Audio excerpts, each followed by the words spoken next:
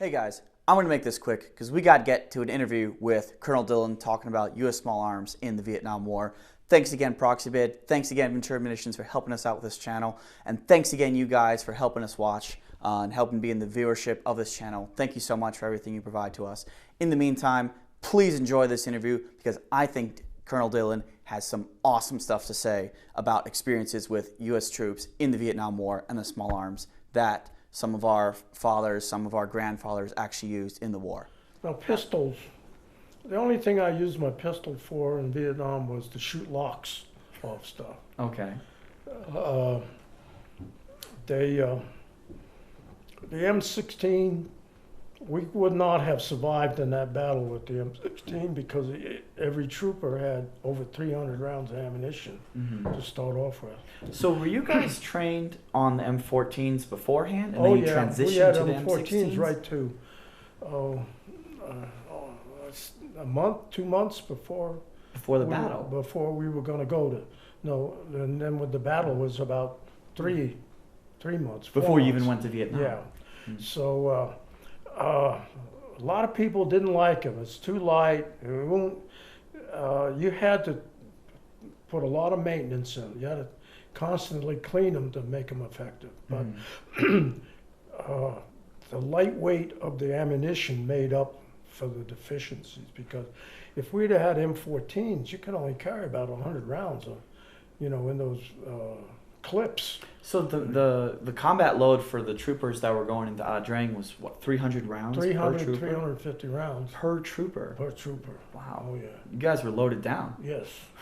And so that I thought it was an effective rifle for that reason. Now the second tour, we had a lot. I was in the Delta where there were a lot of rivers, a lot of river crossing, and some of the troops, if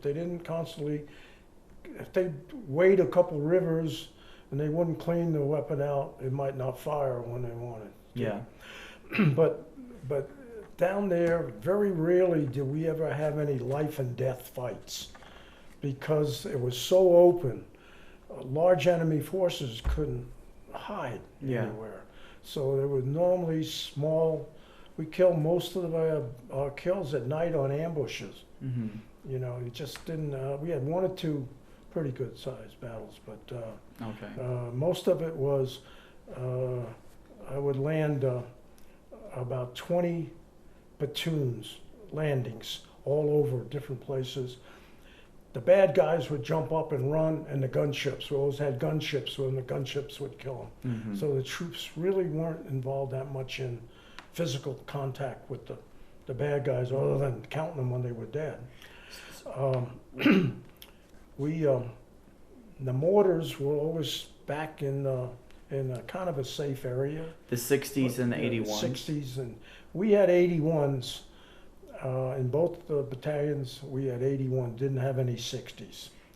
And they were effective, especially the fire base I had down and they could fire around. There were only a few spots where rice paddies crossed that had enough solid ground that the bad guys could set up a mortar on it. So we had all of those plotted. So I had an artillery company battery, and it had 6 weapons, and I had a 155 track one thing, and that had 4 weapons. So we would pick out, and then each of the mortars from all the company, we would pick out those little solid places at night. And we had a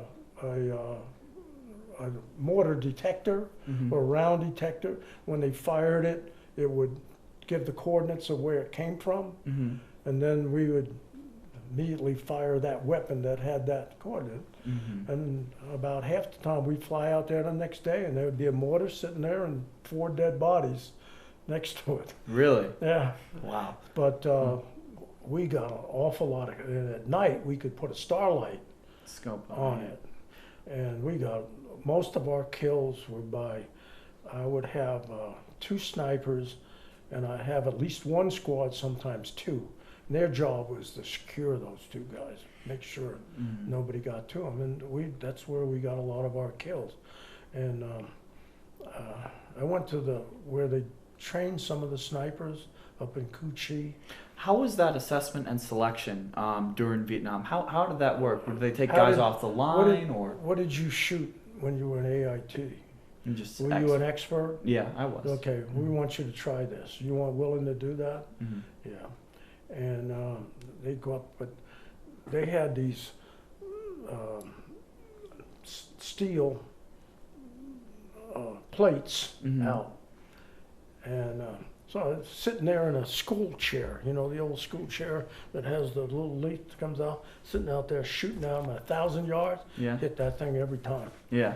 You know, so it's an accurate weapon. Mm-hmm. And Are we talking about the Remington 700 or the M14? M14. The semi-automatic. Yeah, which they used the M14s, which match grade ammunition and barrels. and the fiberglass in the thing, so there wasn't any vibration. the stock, yeah. Yeah, and What about machine guns, light, medium, and heavy? So the M60s, the M2s. the only thing we had was the M60. Mhm. Our M60, I've seen them fire until the barrels were red hot. You could Mhm. see the bullets going down the thing. Mhm. But being able to change the barrel, you gotta have the big asbestos gloves You had to have those. to pull them off and change them. But you know, sometimes in the middle of attack, when this guy Bill Beck, the one I told you about, showed the wannabe. Mhm. He was a machine gunner in A Company, and right in the middle of the big attack, he was the assistant machine gunner. The machine gunner got wounded, Don't lose those gloves. and he killed over 200 Mhm. with that, with just continuous firing, and killed the last 4 with his pistol. Only guy I know ever killed anybody with a pistol. Yeah. Yeah. Yeah. Wow. Mhm. The first thing I did with the new people was bring them in. We go down by the river, put up a ammo box, say, okay, here, fire full automatic at that ammo box. You know, bam, they go down. How many holes you got in it? It's 2, Yeah. 3, 2. Yeah, okay, now go back here. I want you to fire a semi-automatic, 1 bullet. Fast as you can pull the trigger, but aiming at the target. Mhm. Bang, bang. How many you got in there? 12? Yeah. Does that tell you anything? Is there a message there? Yeah. You know, Accuracy over volume. try it. But invariably, when you get into a firefight, they want to fire On fully automatic. yeah, but because they knew they had a lot of ammunition. Then my second tour, they came out with bandoliers. Yeah. You know, and all you had to pull the clip out and put it in. Yeah. And then they came out with 30-round clips for the M16. But were those used in Vietnam or towards the tail end, or they were just They were later on in the army? I had one in would have been 70, Mm-hmm. no 69. They started getting them then. Really? Yeah. Okay. So that gave a guy, 10 more shots. Mm-hmm. Brrr, brrr. Yeah, Uh, but M79s in the bloopers. in great Vietnam. weapon. Mm-hmm. They came out with a flechette round Mm-hmm. for the M79. That was good close quarter. But most of those guys did not use the sight. No. They'd see the enemy that they were going to shoot at, and they could just look at it and fire that thing. And if they didn't hit them on the first, they'd have been on the second one. Mm-hmm. And I think your brain and eyes are better calculators than you are. Yeah, more Yeah. intuitive. Yeah, but That's what it is. I never saw a kid use his sights. He was always, boom, boom, Mm-hmm. right, and hit what he was looking at. I had one problem with, I had LRPs, Long range reconnaissance long-range patrols. reconnaissance. Yeah. And these guys, hey, we're long-range reconnaissance. Look at it, we have camouflage fatigues and everything. And I've got a Swedish K, and he's got a thing. I said, what happens when you run out of ammunition? Who can share ammunition with you? Well, nobody. I said, maybe everybody has an M16. somebody shoots up all their ammunition, they might get some help from one of their buddies. Mm-hmm. Oh, you want us to change? Yes, I want you to change. Mm-hmm.